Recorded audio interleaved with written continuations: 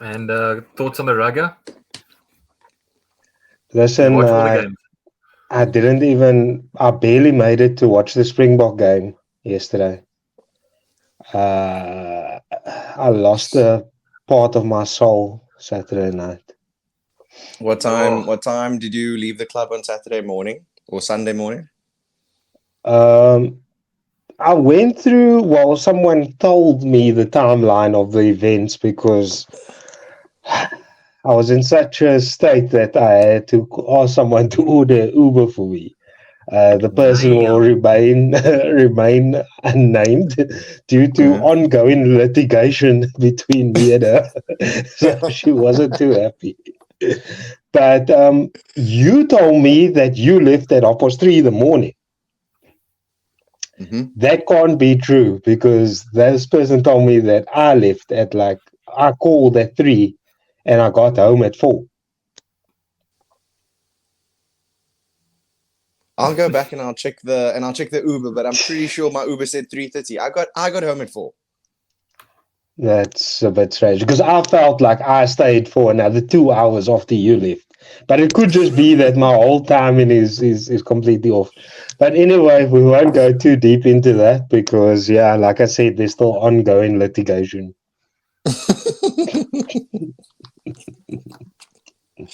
Let's jump right back into it, gents. Welcome to Pod 7. Am I right? Oh, it is 7, Yeah, correct? Pod 7. Lucky number 7. How do you guys feel? Do you feel like you're getting used to this pod yet? Do you still find that you're having to remind yourself like, oh, I'm podding, or has it become a part of the life yet?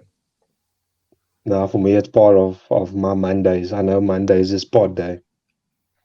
Definitely. Okay. It's just the Well, load shedding.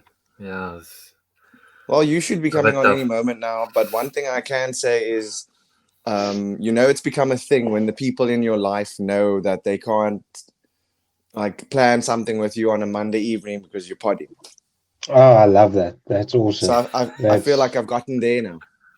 not that they can't plan anything with you, but the fact that they know how seriously you take the pod. That's very Exactly. cool. Exactly. I want to ask you guys a question, and it's more for your advice on a very on a matter that's going to happen in the very near future, and that is I'm going to be doing like a arm wrestling competition, and the That is guy I'm so going to be, random. I know, and the guy I'm going to be arm wrestling is pretty big. So Hmm. yeah, any tips? You guys know any techniques? Anything I Is can it use? for entertainment purposes? It's for entertainment purposes, but I want to win. Nah, don't embarrass yourself. Rather just do the whole two-handed thing where you try to push it and make it look like, Okay, I yeah. don't know if so. I think it needs to still be a legitimate like competition. You can't just not. Now, what is You this know, guy that you're coming up against? What does he do for a living? Let's get an idea of his Okay, routine. wait. Let me not make this all mysterious and stuff. So it's Maurice Page. He's an actor on St. Worcester, but he's been on TV for a while now. I don't know if you guys know what he looks like. hold, Maurice hold, Page. hold on a second. Hold on a second. I don't want to be a shady guy. Like this turned up to like I'm already gassed up. Like I was listening to Joe Budden earlier today. We was turning up on people and all that sort of stuff. Drake released a new song where he's turning up on the girls. Not gonna still get too much into that, but but you feel like Maurice Page is bigger than you. When you say bigger than you, I'm picturing Eben Itzebeth bigger than you.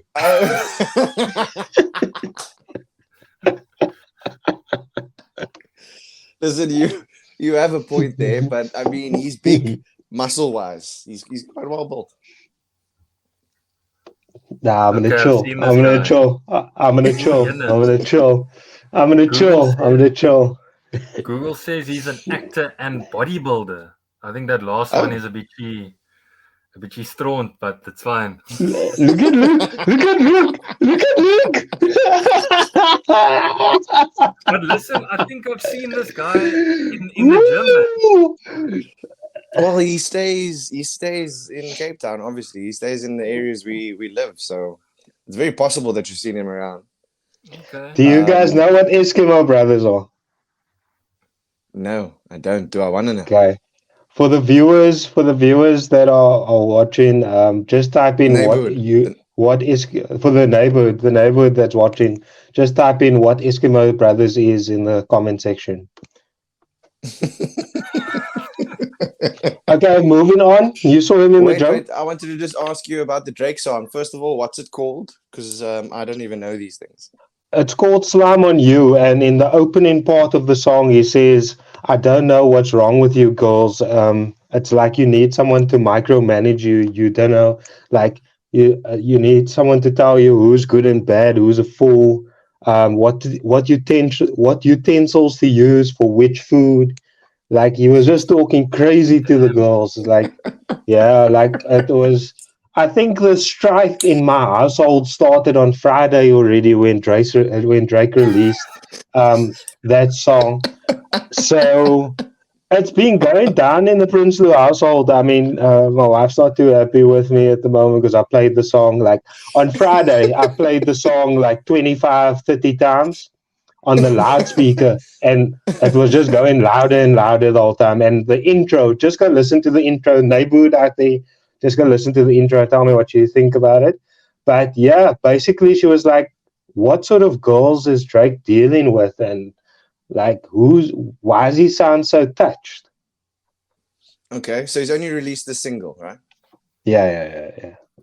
It's Okay, called now Slime You Out. Slime You Out. Wait, I thought you said Slam on You. Slam You Slime, Out. Slime, Slime, Slime You Out. And then in the song he says, I'm going to slime you out for the kids' choices you make. Which means like the Okay. Nickelodeon green slime. Did you see the report that he actually asked Halle Berry if he could use an image of her in She his said music no. video, and then she said no, and then he did it anyway. So she tweeted about like, why the F would you ask me for my permission, and then once I told you no, you still did it anyway. Like what was the point? And she has The girls like to talk about I'm in my so and so era at the moment. I hear that going around on the internet. Drake is in his demon mode era. Like it just is what it is. Will you concede that Drake hasn't hit the heights that he used to hit with like the Head in the Cloud album? You know, are you willing to concede that he's just not as good as he used to be? I won't say that. I will say that Drake makes the type of music that you need to live with for quite a long time. There was that one album, More Life, that's like a playlist album that I hated at the time. Like I probably liked one song off that album. But now, like 6, 7 years on, I can play that album from front to back. Like, and it's a liquor vibe. Because it's better than his current stuff. People said that back then also. Like when Drake made that Head in the Clouds album, people actually said it's called Nothing Was the Same. Drake said people said that they miss the old Drake. You're the fucking best. You're the fucking best. Like people were hating on it back then. But I'm a Drake stan. Like, don't ask me Drake questions if you want an unbiased opinion.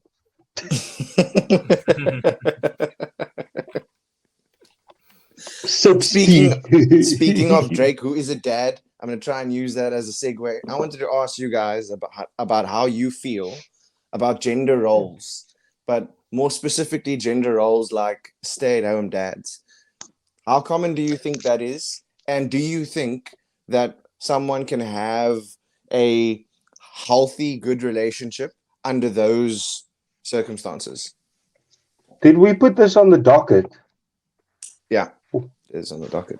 Because just to add on to what you're saying, I've been hearing a lot of crazy stuff on the internet and on different podcasts about the equality between men and women in terms of, taking care of the house and paying like financially. And Okay. people are saying that if you split stuff with your partner, your woman, then you're not really a real man. Like Okay. I've been hearing that. So just to add on to what you're saying, but I let Luke answer. Okay, Luke, you're going to answer first. Do you think it's possible, or do you think it's necessary for traditional roles to be filled? I'm leaning more towards traditional roles. I did a little bit of research. I don't know if this is just for the States, but 1 in 5 parents are stay at home dads, which is to me quite a lot. Yeah. I just want to know if it is temporary or if it's long term. So, generally, it's quite common with dads who used to be in the military. Okay. So, I think it's while they are recovering or if there were any serious injuries.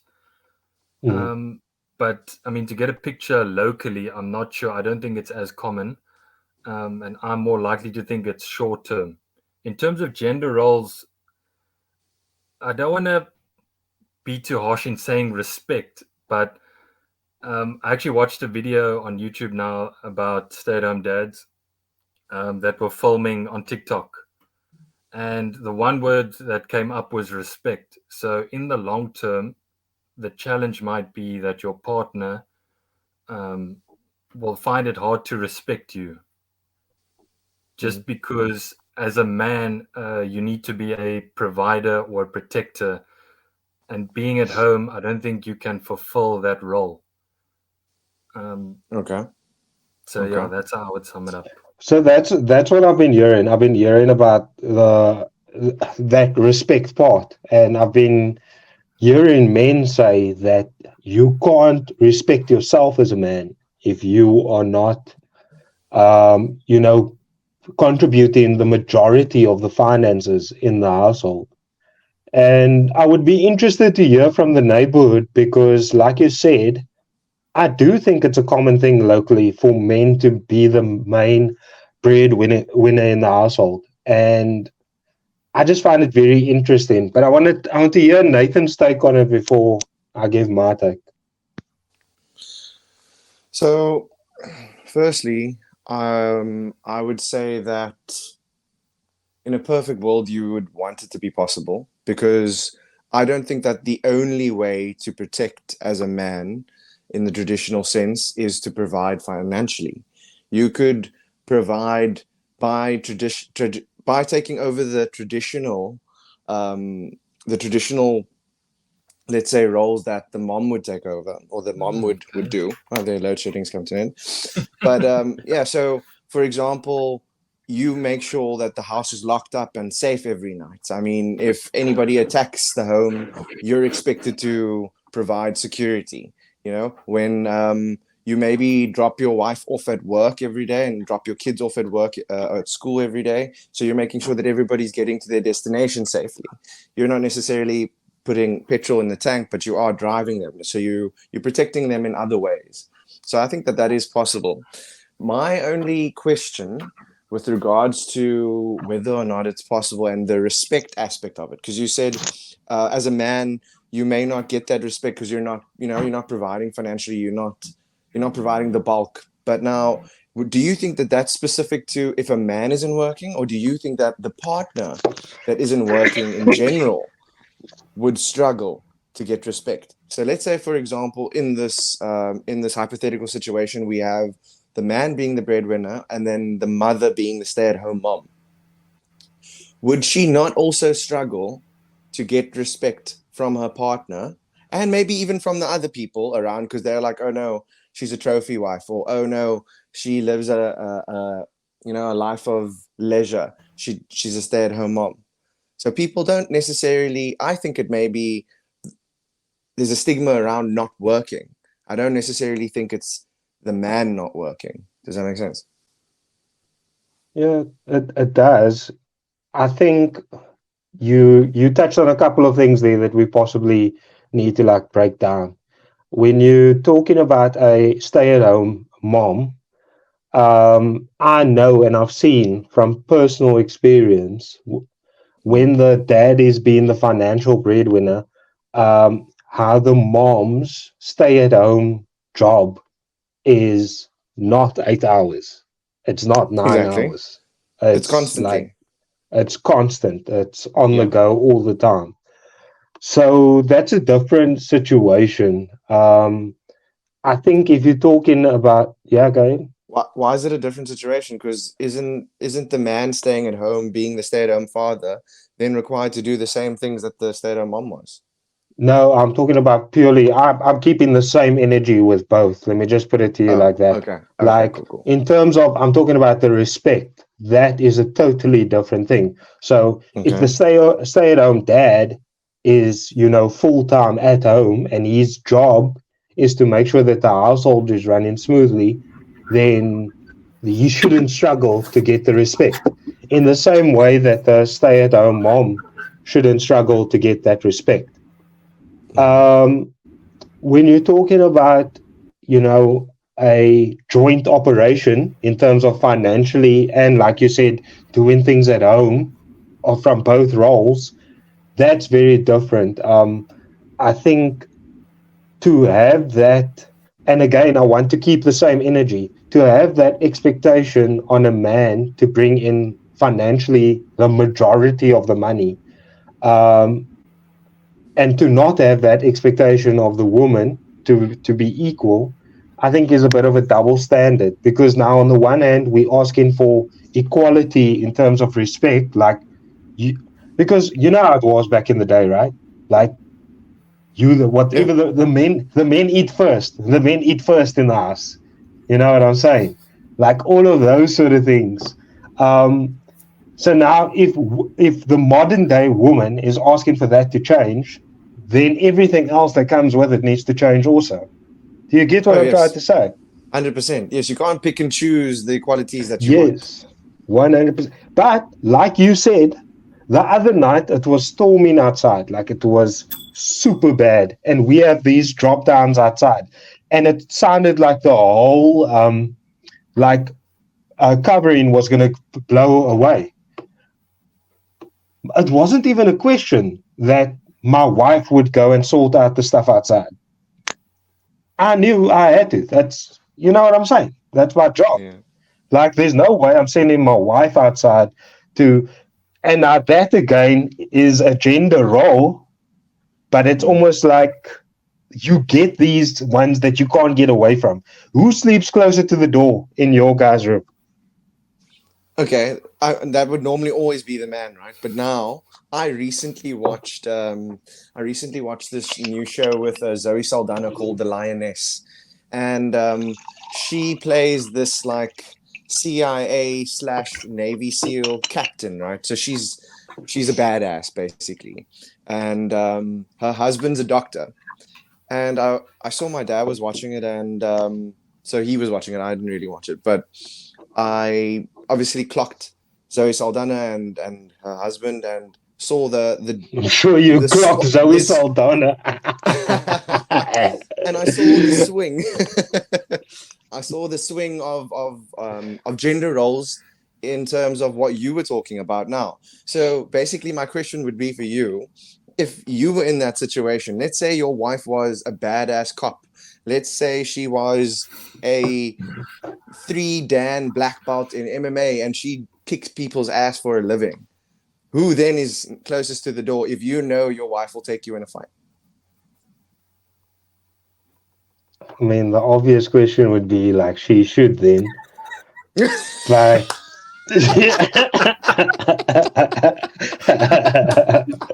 you know what I'm saying? Like, obviously, this is about, who has a better chance of protecting us, like physically. That's why, guys, I'm very comfortable with my sexuality. If my wife was stronger than me, like, okay, wait, she is very strong. Let me not take that. But like, you know what I'm saying? She's not gonna roll with the intruder. That's, it's me. It's my time to shine. You know what I mean? Look here, can I ask you guys a question? Don't you ever like just think to yourself, yo, I wouldn't mind getting into a squabble just to see what is still there. What you You can know? offer. Yeah, just to see if I still got it. Because you know what the thing is, right? You know what the thing is. If you don't train, if you don't continuously work on something, you lose that sharpness. You know what I'm Of saying? course. If you don't play football or rugby, whatever the case may be, you lose that sharpness. Now, I've always had the peacock approach. Like, I've never been in a situation where I've been in a squabble really with a guy that went out of his way to come and fight me because it just doesn't look good. It doesn't look like a good situation for most guys because of how big I am. Yeah. But I, I just think sometimes, I go out jogging late at night, just, you know, just in, just to just in the see. hope someone would try something. Jokes, guys, jokes. This is for entertainment purposes only. Sorry. Man's gonna get into a fight now. Yeah. Speaking of, when is it a bad time to make life choices? Ah, More specifically, why would you make choices, or why do we make choices when we're angry? well, I think the question on the docket was when is the worst time to make life choices? And then there were three categories. Mm. The categories were when you're angry, when you're intoxicated, or during sex/love making. Oh, yeah. But I mean, what choices are you making during sex? Ooh, Yeah, oh, you that's can make a many that's choices during sex. that's a good The one. only I thing wouldn't that comes to mind was that episode of Big Bang when Leonard asked Penny to marry. marry him. Yeah, no, But there's I a can't reason think why of they did that anything. in the episode is because it's a cliche, dude. People do that shit. People Damn. also lost banner during sex. So you went the That's other way. now sometimes that's not a good decision. No, it's definitely not a good decision most of the time, I would say. Wait, here's a controversial. Wait. Question. Yes, this is a controversial question, but don't you think that if we need a license to drive a car, that maybe we should get a Oh, yeah, license no. to have children? Yes, of course, Oh, yes. 100%. Yeah. Yes, I thought it was going to be more 100%. controversial. Nah, Uh, it's but wild now, out here. but Yeah, now, what do you think that test should consist of? It should obviously be a cognitive test. listen, you saying it's controversial. If you go to the bank and you want to buy a house, they do a credit score check. They ask you for your last 6 months bank statements, your pay slips, all of these sort of things. You have to provide your ID. You have to, and your credit score, what your credit score does is it shows you have the ability to manage money. When you go for a job, they do a criminal background check. They go through your CV where you have to give your full life breakdown of what you have done in your life, where you've worked, what have you studied, all of those sort of things. As a part of your CV, you need to explain who you are as a person. Now, if you have to do all of those things for a house or a job, why would it be so out of line to say that you have to do that to bring life into this world? So that's how I look at it. And I don't think you're wrong. I just think that on the other side, if someone was to play devil's advocate and say, okay, but then it can start being controlled by, for example, the government. It could be a way. It could be a way to. It could be a way to control the population. It could be used against people because you could price poorer people out of being able to afford to have children, which could be a form of discrimination. So it can be abused Yeah, once it can. it becomes a checklist of things you need to achieve in order to have kids, don't you think? It's a slippery I slope. I agree. But honestly, there's been some wild things happening in the media lately. There's this girl, Krishan Rock, that Mm, gave birth on Instagram Live. This guy that she was dating, Blueface, a rapper, mm, he literally had his two kids over at his house, and at his house he had like okka, a whole lot of alcohol going, the child sleeping on the floor, and this guy's like a rich rapper, like supposedly rich rapper. He had prostitutes over at the house, strippers, all of that sort of things, and people basically called child welfare on him. Now, I'm just using that as an example. Like people are bringing kids into the world, and it's they're not doing it for the right reasons, and they're not thinking about the kids. Like it's either a publicity stunt. I'm talking about like in a celebrity level. Look at Nick Cannon. Nick Cannon has like what 12, 14 kids now, 19. mm. Like I mean, come on, man. Like nah, people are acting crazy out there.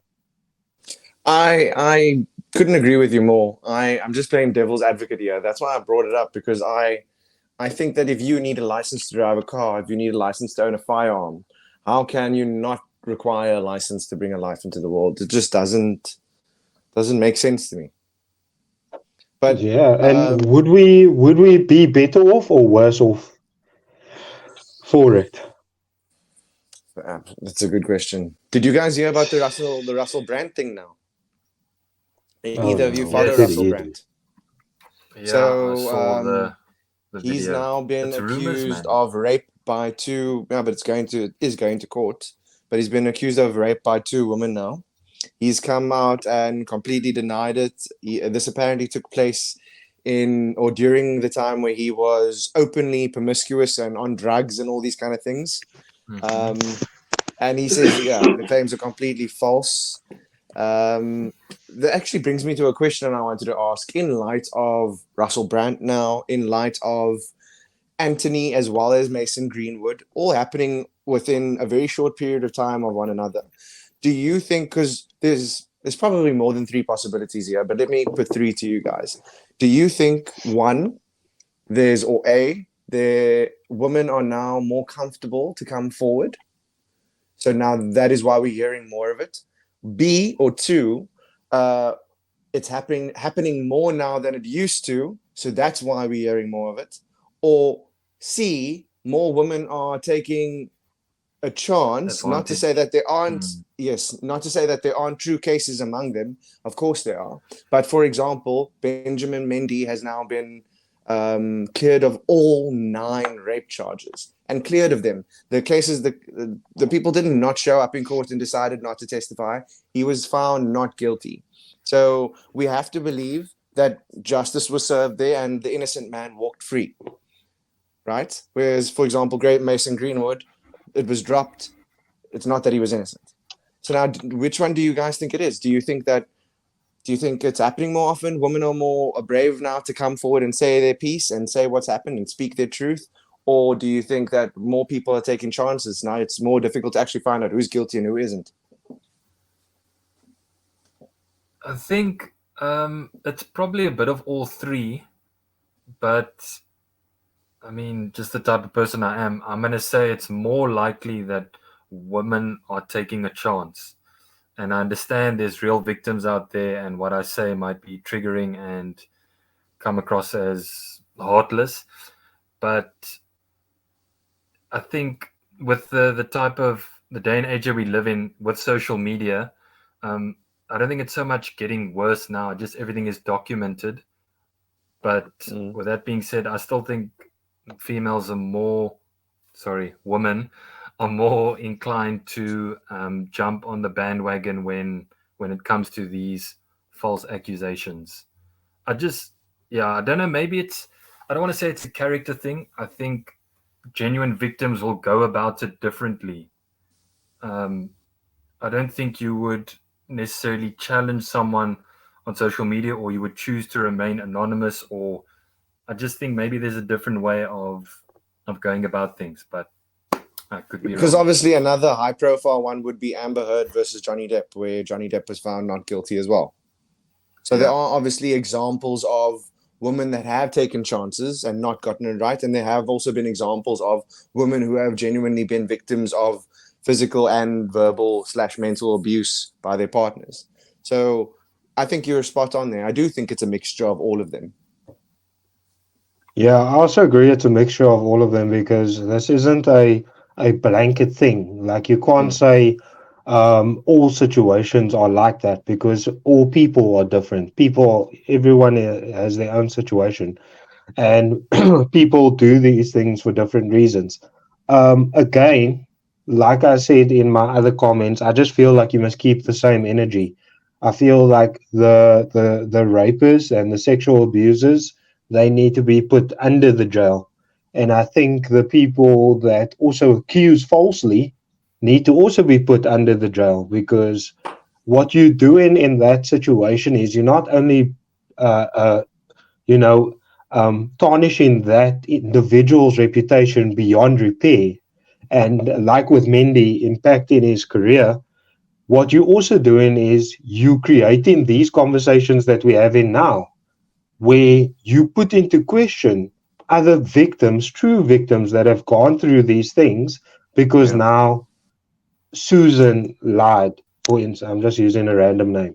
Susan Yeah. now lied about it. So now not only is she putting that person in a position, she's also putting other real victims in a position to where they might not be believed. So she also needs to be put under the jail. No, I couldn't agree more. I couldn't agree more. Let's go into a slightly less, um, say, deep topic. But this one's on the docket and is what was the greatest time of your younger life? And we're looking at 3 periods. We're looking at primary school, high school, and varsity. So, Keenan, do you want to start off first for us? Yeah, I'm gonna run through it very quickly. If I think about primary school, the it was good, but it got good towards the end, like grade Mm. 6, grade 7.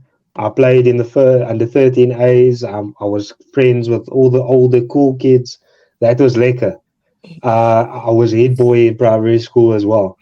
High school, high school, I went through my bad boy era. Like I was just wilding out, but I also got my heart broken, which I also think played into me going into that bad boy era again towards the latter part of it.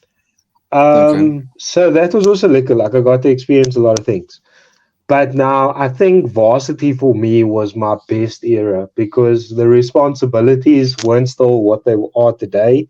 At the same time, I could party if I wanted to. I could go out if I wanted to. I had my own car.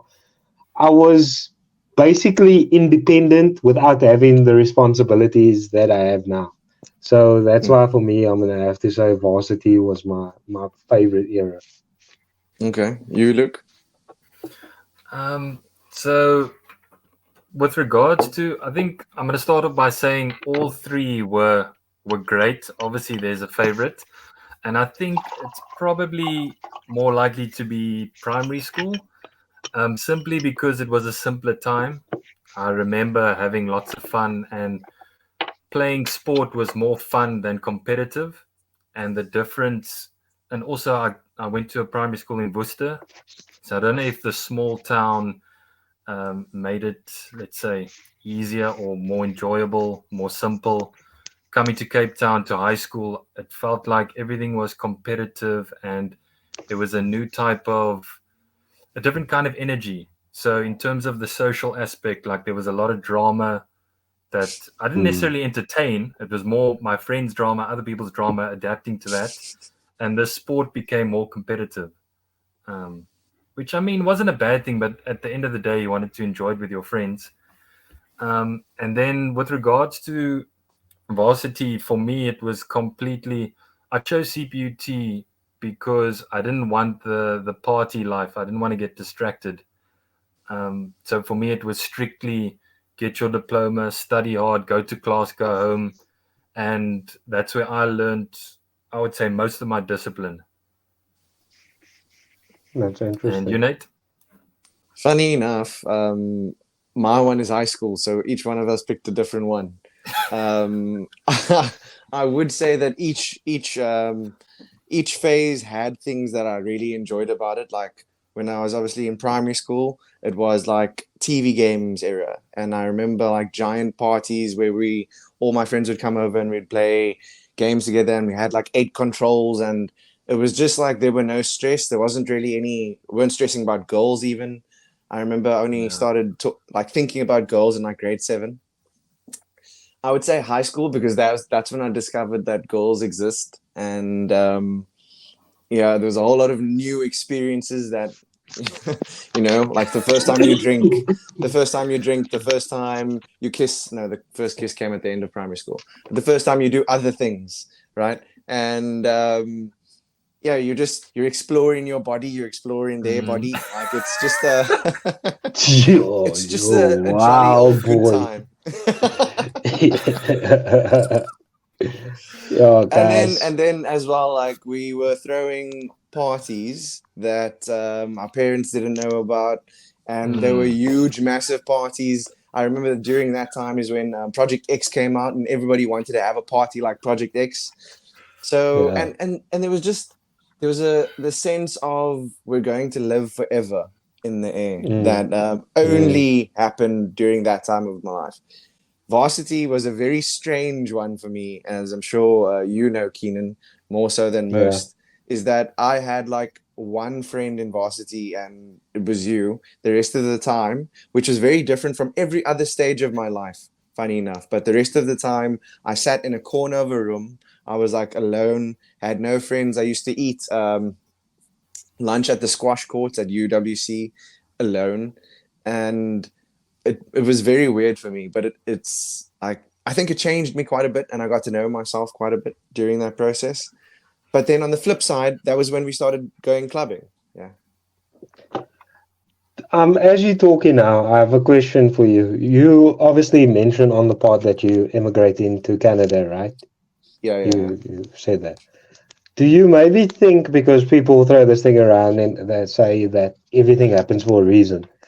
Do you maybe think that that happened for a reason because your whole life, like you said, up until that point, you were squatted it up, but then when you got to that point, you basically had to be okay with just being you or just having one other person with you. Do you think that maybe prepared you to where you are now to be okay with going around the world, halfway around the world, to start a new life? I definitely think it played a part in it, and yeah, it's a contributing factor. However, I wouldn't chalk it up to one thing because, to be fair, the thought of now, and as you know, it's going to happen relatively soon now because of how long I've been in the process. The thought of now actually going in and doing it and moving still scares me shitless. So, Yeah. even though I've had all these different life experiences that are hopefully preparing me as well as I can be prepared for it, like I'm still shit scared. Well, let me ask you then in this way. Do you think that 17-year-old Nathan back then would have ever thought of moving to Canada Oh alone? no, nah. I don't. I think that 25-year-old Nathan didn't necessarily know you or even want to move to another country. That is crazy. Like, have you guys ever gone through that? Like, we're all the same age here now, basically, you fuckers. Yeah. Isn't it crazy to you guys to think of when you were 25? Like, that was a decent amount of years ago, 24. Mm.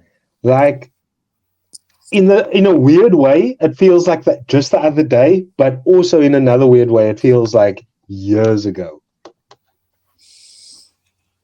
What I find fascinating is how much growth there is between like the ages of between the years. So like a 26 year, well, me at 26, I can only speak from from my own experiences, but me at 26 is completely different to me at 25, and then 27 to 20. You know what I mean? Like the amount Mm. of growth. I wonder when that slows down. I wonder when it's like, okay, cool, you're 35 now. The I growth feel slows down a like bit. I feel like when you get to that 50, late 50s and 60s, you Mm. revert back to like when you were, because you just don't give a fuck. You older now, you're like been there, done that. You just say whatever the fuck you want. And you almost Yeah. become more immature because of that amount of years that you have in the game. But I'm busy thinking now, based on my behavior last weekend or this past Saturday, the 25-year-old kid is about to be more responsible than the 30-year-old kid. Yo. Guys, I'm a mess. Yo, it's not even funny. Like, I Do need to you do really you do know some that introspection. you've developed this habit of insulting me every time I say I want to go home from the club? Like the last. Yeah, it's bad. Like, Candace was like, did Nathan tell you that he's going to go home? I thought he's going to sleep here. And I I'm did tell like, you I was gonna go because you yeah, walked me out to the club and you insulted me all the way. yeah, because why? That wasn't the plan. Yeah. Misunderstandings. Nah, No, it it's not. wasn't It's not. misunderstanding. He, It's he not a left his bag misunderstanding. at my house. No, it is just that at 3:30 in the morning, and I'm pretty sure I left at 3:30. But what more clubbing? What are you going to get out of the club between 3:30 and 4, or 3:30 and 4:30? You know what I mean? Like it's already incredibly late, don't you think? All I hear is blah, blah, blah, blah, blah, blah, blah. That's all I hear. Okay, Like, I'm let me just let me hearing a ask you whole this lot of question. How excuses. did you feel this morning when you woke up for work? Were you ready? Were you ready for the day? Oh, yeah, I know already my Sunday game plan. Like 3, 4 rehydrates, sleep for like 12, 13 hours. I was good Mm. to go today. Okay, and Mr. Springbok, how was the game then? Oh, no, I barely remember the game. Like, I couldn't even make a TikTok video yesterday because the person that came to come fetch your bag actually Uh, said, yo, you look terrible. And I'm like, yeah, I feel terrible. the person that came to come fetch the bag even told me that you look terrible. That's how terrible you look. Yeah, I was in a bad way. I think I But make caught sure, COVID also. oh, yeah, no. Make sure you're ready for that island game, eh? It's gonna be Oh, a good yeah, for one. sure. We Listen, got I just want slightly, to say yeah. there's a good friend of mine's birthday well, I'm assuming his birthday party's on Saturday. We're Mm. going to have a really tough talk about, you can't tell people what to do for their birthdays. Yeah. But I mean, a World Cup only happens every 4 years, and we're playing against the number one team in the world. And it's basically going to determine whether we finish top or second in our pool. You know what I mean? So But it depends on what the plans are for the birthday. Because if the plans are happening after the game, then it's fine. the Or do you game think only it's a whole day finishes thing? at 11 o'clock Oh shit. evening. Oh, Yeah. okay. Mm. Cross Mm, that bridge when you get there, I guess. exactly. Yeah. But we didn't go through the list of what's your under what circumstances the worst time to make a decision? Is it during sex, intoxicated, or angry? Like, what do you guys think? For I would me, say, angry. Angry is a bad one for yeah, me. I was gonna say angry. Okay. And I think most people can relate to that. Yeah. So when your emotions are running high, to make a decision under that circumstance would most probably be one that you're going to regret. I think the So hardest thing how is would you to continue? control your emotions. Now, just going to say So, controlling your so now, emotions. so now, my follow-up question to that would be: how would you deal with? How do you guys deal with anger? Let's say you've had a shit day at work. You're coming home and you know that you're at a heightened level of maybe stress and you're angry.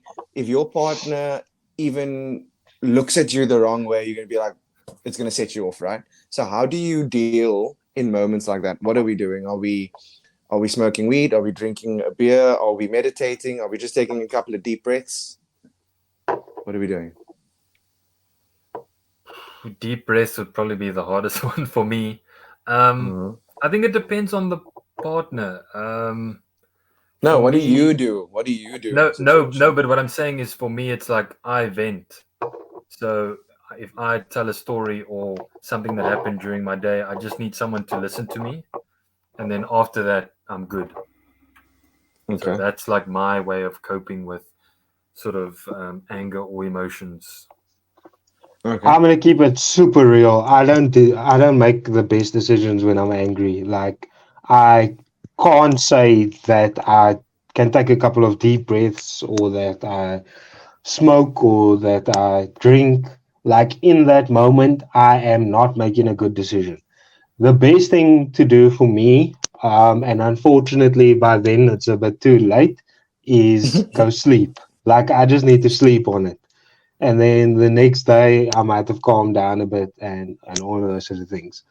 But again, it's about knowing yourself and yeah, like hopefully the only thing that I can hope for is that I can pinpoint when I'm in that moment again that I'm making that decision based on my anger. Okay, I hear you. I recently spent time with a 22-year-old man. And Do I've you known him see him for as a lighty? You no. see him as a lighty. You All know I'm what that saying sounded is like? You know when you were in matric, right? You know when you were in matric and you spent time with your 13-year-old cousin. You looked at them like, look at this fucking snot nose. Like, you so still a lighty, man. so all I'm Carry on, saying is sorry. he is young. He is young. Mm. And but what I realized is just how much male bravado there is at that age level still. Like, and then I remembered how Mm. I used to be, and I was definitely the same. So I'm not saying that I was exempt from this behavior, but I could Mm. basically guess. So I was sitting with him, eh? We're at the Mojo Market, we're having a drink. And I was like, when I was your age, so it sounded like a real old man now, but when I was your age, I would have Damn. been sitting here with the tightest clothing. I would have just come from the gym, so I would have had a pump going. I would have been Mm. boom, stomach in, chest out vibes. And I basically I gave him this example of what I would have been doing if I was his age. And he said, and he had literally just come from the gym. He had been, he had done everything that I had said. And then there was this moment where he sent me a message because we left Mojo Market. And the taxis drive like crap there, but they drive like crap everywhere. So the taxi almost hit me. The taxi almost hit me, but didn't. So he sends me this message saying, "Oh, I was about to get out the car because I saw the taxi almost hit you, and I Okay. was going to start something." I was like, "Surely I wasn't this aggressive when I was 22-year-old." Oh yeah, that I've learned that lesson as well. And luckily before anything bad has happened, because I have road rage. Like I have very Mm, bad road rage. And okay. Francois actually said to me, you going on like that with someone, right? All that person Mm. has to do is get out of the car and shoot you. Sure. And then I was Okay. like, Yeah. Is a reality. yeah, is all of that really worth it? So, I mean, it's a very graphic thing, but it's a Mm, reality, especially in mm. South Africa. So I'm like, nah, you know what? I remind myself of that every time I want to get into that sort of situation. Okay. Now, I guess there's positive and negative ways to deal with that type of anger. I guess I would say that's a negative reinforcement way of trying to get yourself from stopping the whole road rage exploding. But I mean, um, yeah, I can see a huge difference in how I was. I used to be one of those guys who used to swear at the top of my lungs, even though nobody else can hear what's happening in my car. But I used to swear and used to lose my temper. But now it's almost like, for example, most of the road rage is either old people on the road or taxis. And once you expect people to do certain things, it takes the inciting Mm. anger away from it. Like if I see a taxi coming, I'm expecting him while we're To be driving at fair. 120 kilometers an hour in that direction, to slam his brakes as hard as possible and start reversing against oncoming traffic. Because now I know Yeah. if he does that thing, I was expecting him to do the worst, dumbest thing most possible. So I'm Yeah. not going to stress out about it. But that's a way to deal with the taxis. You know what really annoys me on the road is people that drive slow in the fast lane. Like if I'm you with you on drive that, in, bro. Yo, if you nah, that's drive also. anything under 120 in a 120 like zone, or let's say in a 100 zone, like on the M5, there's people that born drive 70 kilometers per hour in the 100 in the fast lane. It works on my nerves. Yo. Do you think the way people act in traffic is similar to the way people act online? Like, we were talking about trolls, etc. Yeah. So, for example, if you're in a lane and you want to come over, you'll indicate. Some people will speed up so that you can't come in, right? We've all experienced that before. But now, if you were walking in the mall and you wanted to walk across, someone's not going to speed up quickly so that you can't get past them. So why do people automatically forget like normal human procedures when they're Yeah. in a car? I mean, I'll take accountability. I am one of those people that if I see you try to come take, and it's only in traffic, it's only in traffic in the morning. If I see you coming from the other side of a solid line and you coming in to take this small gap in front of me because I'm keeping a safe following distance, I am going to speed up a bit because, like, relax. We all sitting here, we all need to get there. But in the same breath, I do also do the same thing. That gap has just be a bit wider. Yeah, the one day, I don't even know, eh? There at that bend on the M5 where that hospital is, Yes. there's like a bend. And now there's this one slip, not a slip lane, but it's like it merges onto the main highway. So in the morning, it's always like you get to skip a few cars if you go out into that lane that joins the highway, and then you drive past like a couple of cars. Yo, this one day, don't you think this guy with a Musabaki like parks in the lane as you want to join the main lane again? He parks and he just like stops me right there. And he slows down so that I can't even go like behind him or into another lane. I'm like, yeah, he's a special type of asshole in the world. But then, don't you feel super embarrassed because you were in the wrong? Do you know when I get super embarrassed is when I slip through different lanes and then the lane that I was in ended up going faster than the lane that I was forcing to go. Like, then I feel like a complete idiot because I'm like, yo, all that effort only to be behind the car that I was in front of. But neither of you drive into town, eh? Neither of you experience that traffic anymore. I do Thank M5. goodness. Do you drive? Oh, M5 you I drive M5. experience it. So I drive into town.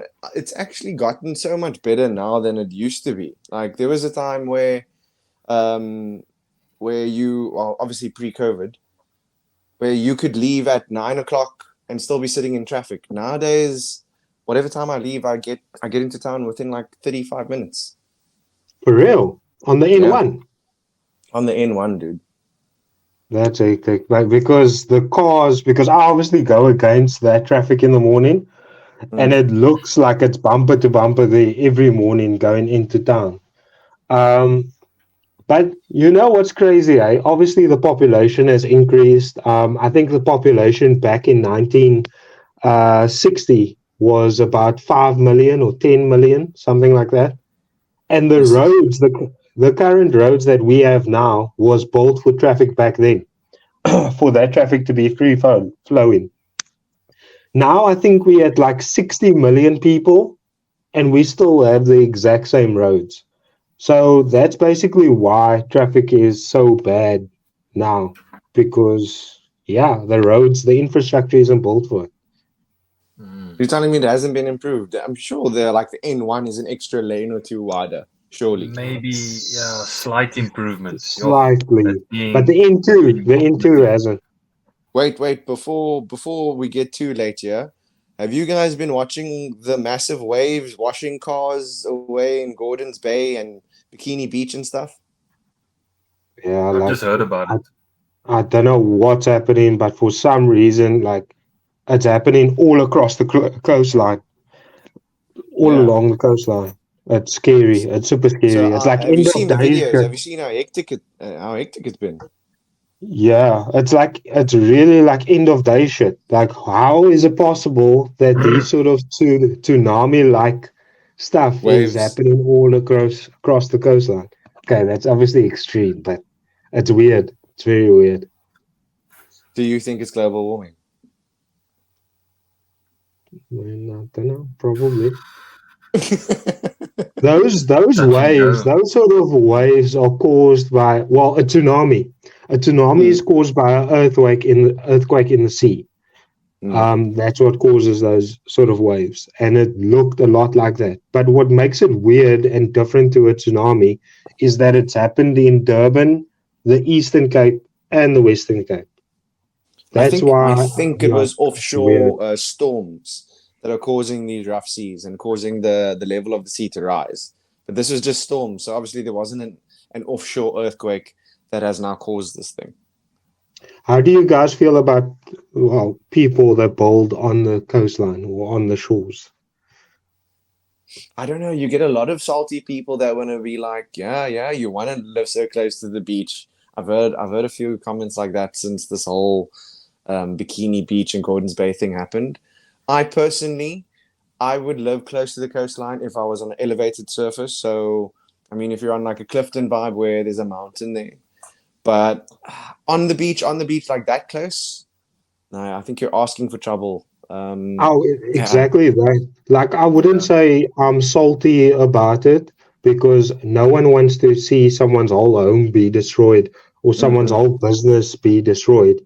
But exactly like you said, Nathan, if you are going to go build a house on the edge of a volcano or a dormant volcano, there must be a part of you that's like, this volcano could possibly erupt.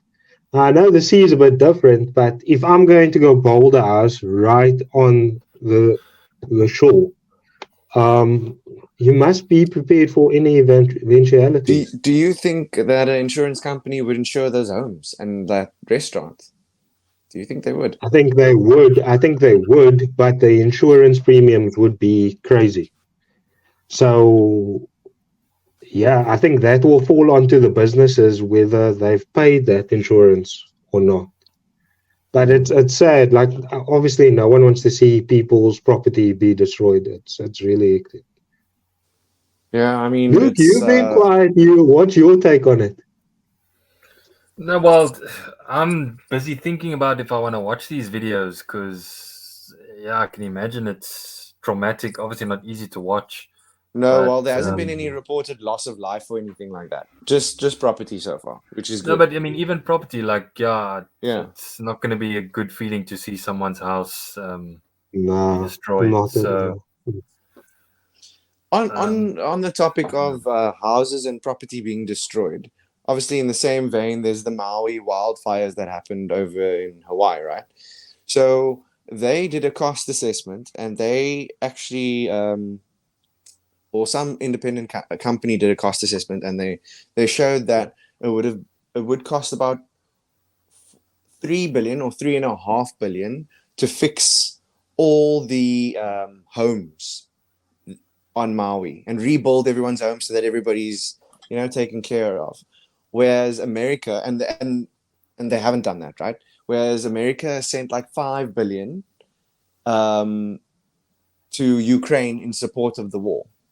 So they've spent more supporting another country than they have looking after their own citizens. So don't you think that's kind of fucked up?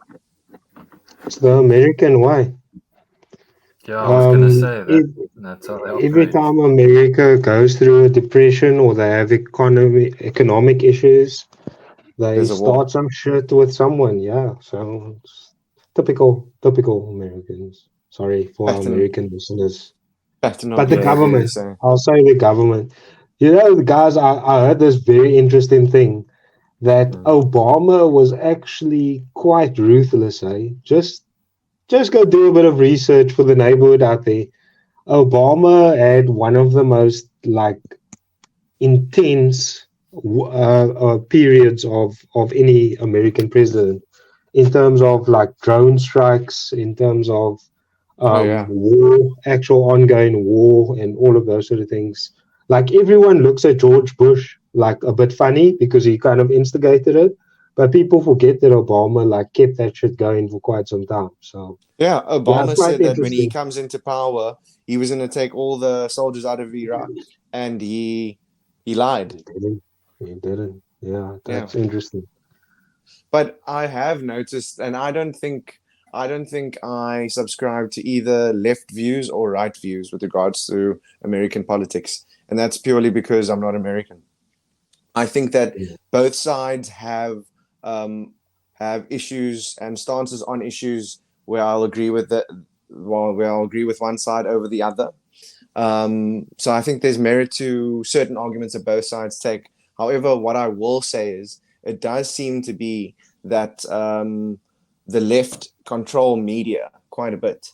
So it's like the right gets scraped like the how do I put this? It's almost like whenever there's someone on the right, and don't get me wrong, they do have a lot of idiots on their side, so it doesn't make it very difficult to portray them in a bad light. But whenever they are portrayed in the news, they're portrayed as horrible people, even if what they're saying has some value and merit to it.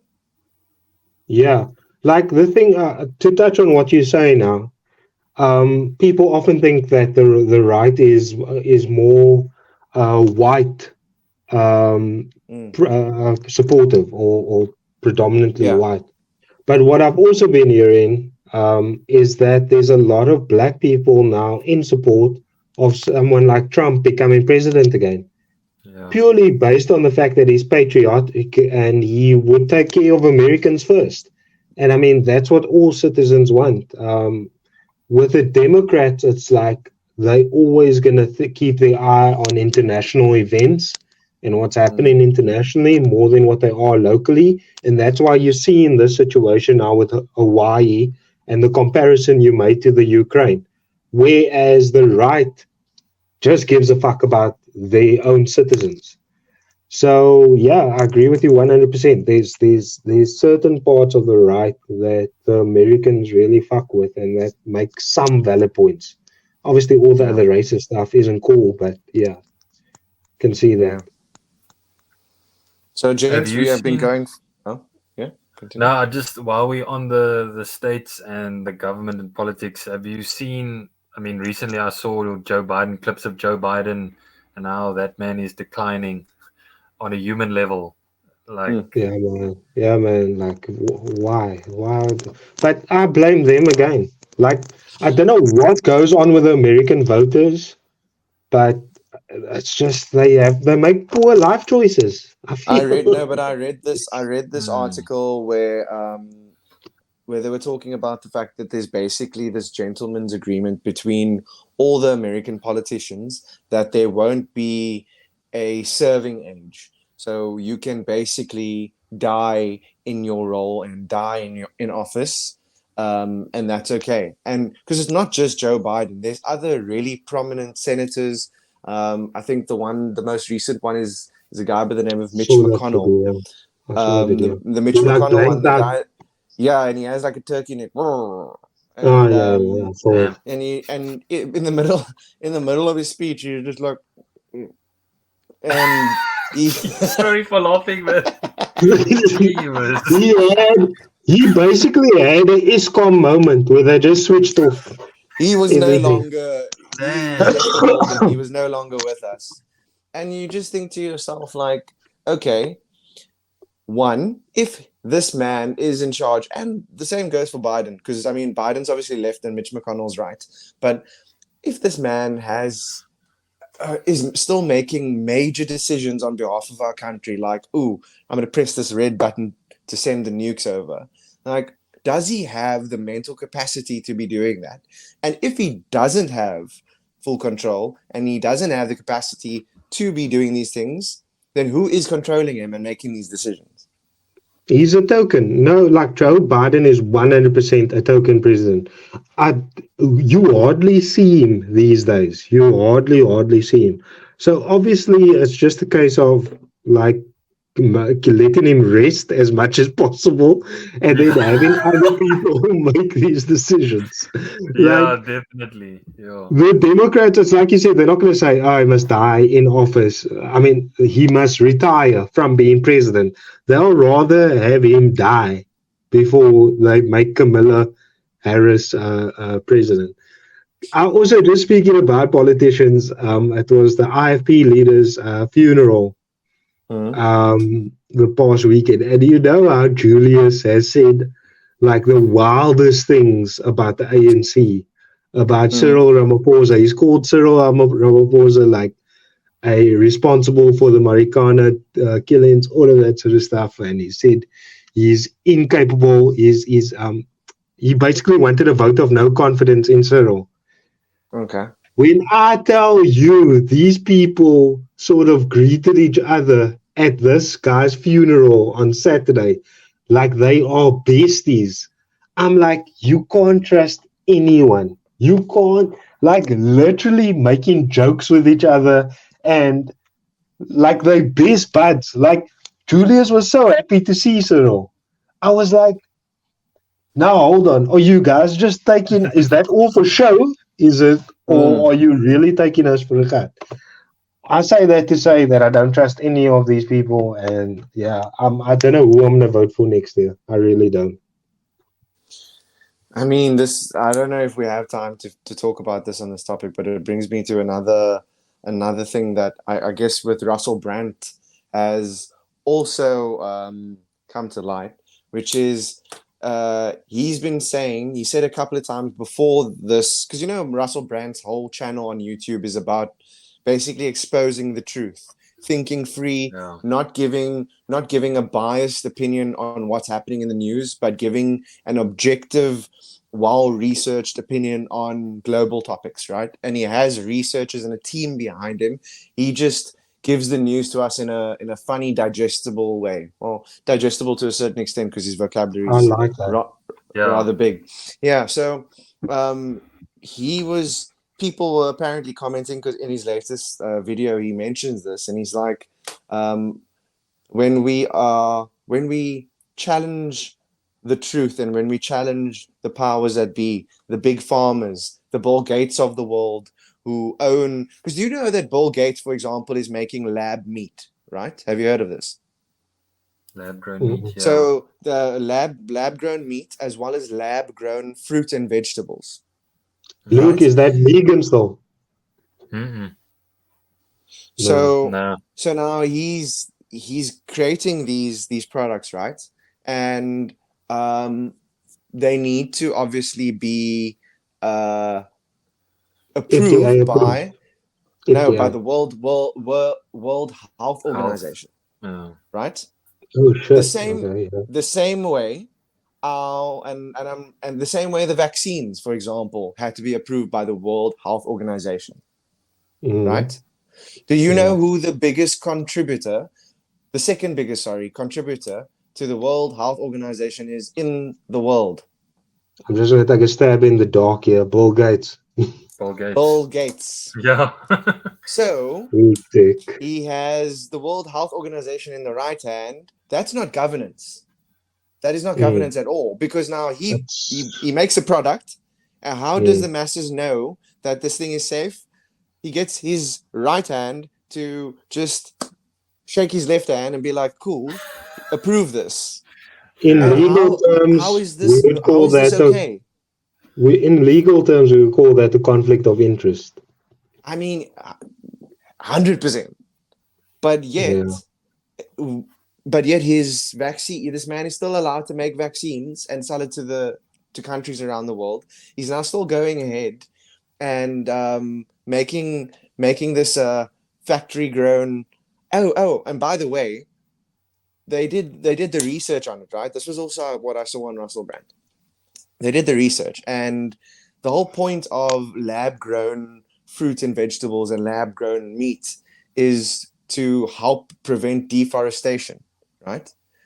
But now this lab grown meat and vegetables are grown in petri dishes, right? Obviously, they're still in labs, and what they did is they just multiplied. Okay, cool. It's using up this much energy to produce and this much resources to produce this petri dish of meat or this petri dish of fruit and vegetables, and they multiplied it by the amount of demand there would be. So if that lab grown stuff was to replace real meat and real fruit and vegetables, it would be 24 times more detrimental to the environment than just growing the normal stuff. But all that smoke and mirrors in any case. But then on the other hand, if you look at the majority of the stuff that's being sold these days, none of it is natural or organic. So we're already in a very, very dark place when it comes to food, I would say. We're actually in a much better place than, for example, the US. I mean, this isn't let's say it's in the US pod, but for example, like, for example, if we put cheese in the fridge, that shit's eventually going to go off, and maybe not even that long from now, you know what I mean? But in the US, bro, you can buy like a block of cheese. You can buy a McDonald's burger, leave that in your fridge, and it will look exactly the same in 2 months' time. Like, shit doesn't go off there.